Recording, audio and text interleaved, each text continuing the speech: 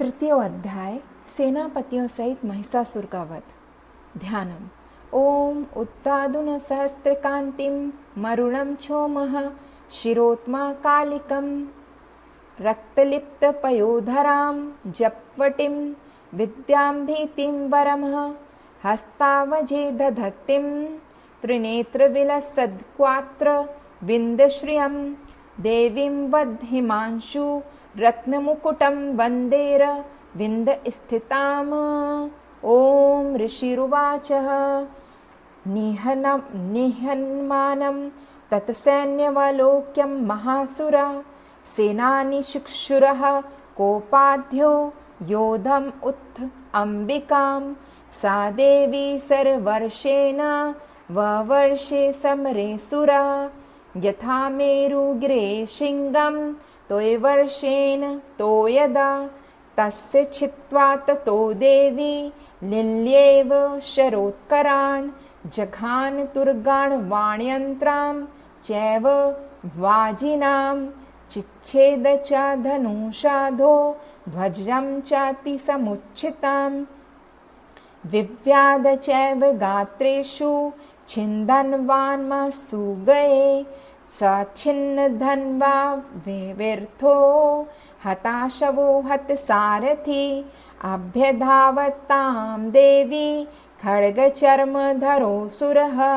सिंहमहात् खड्गेन तीक्ष्णधारिणमूर्धनि आजघान भुजे सव्ये देवीमप्यातिवेगवान् तस्या खड्गो भुजं प्राप्य पाफाल नृपनन्दनं ततो जग्रह शूलं सा कोपादरुन् लोचनः चिक्षेप च ततस्तस्तु भद्रकाल्यं महासुर जाज्वल्यमानं तेजोभिः रविबिम्बबिम्बाभारता दृष्टाव तदपच्छूलं देवी शूलं मुञ्चत तच्छूलं शततातेन नीतं सा च महासुर हति तस्मिन् महावीर्यं महिषस्य च मुपातो आजिगां गजारूढं च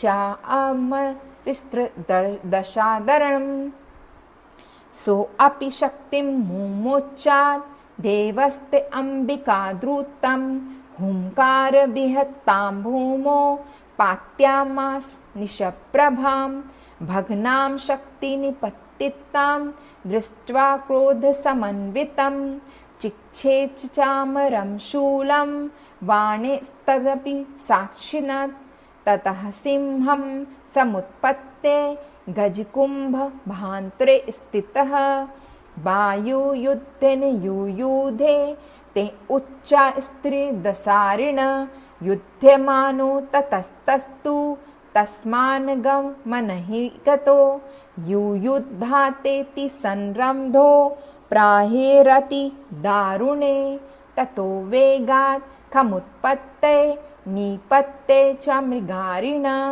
कर्प्राहेण शिरसा चामरस्य पृथक् कृतम् उद्ग्रश्य रणे देव्या शीलावृक्षादिबृहते दन्तमुष्टिलयश्चैव करालश्च निपातितः देवी क्रुद्धा गता पातैश्चूडयामास चोदतं वाशकलं भिन्दिपालेन वाणेस्त्रामं तथा अन्धकम् उग्रस्य मुग्रवीर्यं च तथैव च महाहनुं त्रिनेत्रा च त्रिशूलेन जघान परमेश्वरी विडालस्यासिनाकायात् पातयामास वैशिरः दुर्धरं दुर्मुखं चोभो शारेनिन्ययम्यक्षम्यहम् एवं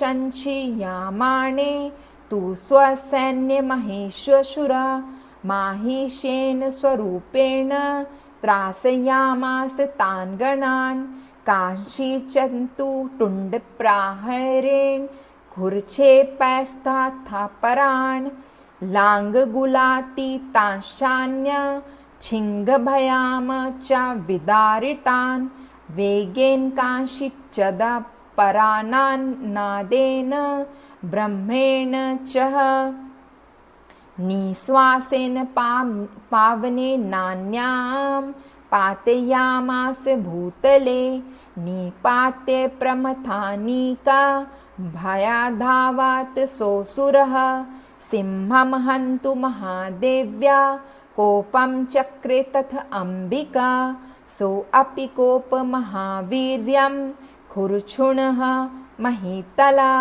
शृङ्गभयं पर्वतानु शञ्चाक्षिक्षेप च नन्नादा च वेगभ्रमन् विच्छूर्णान महितस्य व्यशीर्यत लङ्गुलेन हत शपचापधि लावयमास सर्वदा घृतशृङ्ग विभिन्नाश्च खण्डं खण्डं यगुर्गना श्वासनीलास्ता सतशो निपेतृणभसोच्चला इति क्रोध समाधामत् मापत्ततं महासुरं दृष्ट्वा सा चण्डिका कोपं तद्धाये तदकरोतः सा छित्त्वा तस्य वैपाशं तं बबन्ध महासुरम् तत्याजात माहिषं रूपं सोऽपि बद्धो महामृते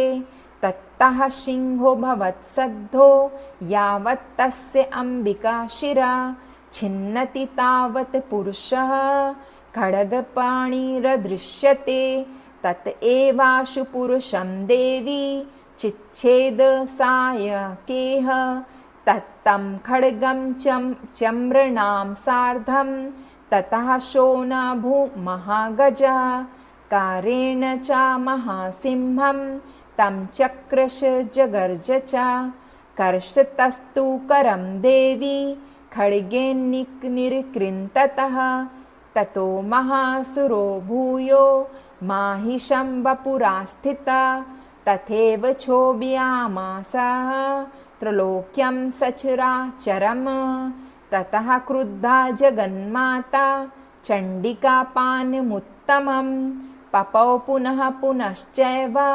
जहासारुणलोचना ननर्द चासुरः सोऽपि बलवीर्यमदोद्धतः विष्णाभ्यां च चिक्षेप चण्डिकां प्रतिभूदरान् सा च तान् प्रहितास्तेन चूर्णयन्ती शरोत्करे उवाच तं मदोद्धूतः मुखारागकुलाशरम् देव्योवाच गर्ज गर्ज छन्नं मूढं मधुयावित्त पिबायहं मया तो हि हत्रेत्रैव गर्जस्यान्ताशु देवता।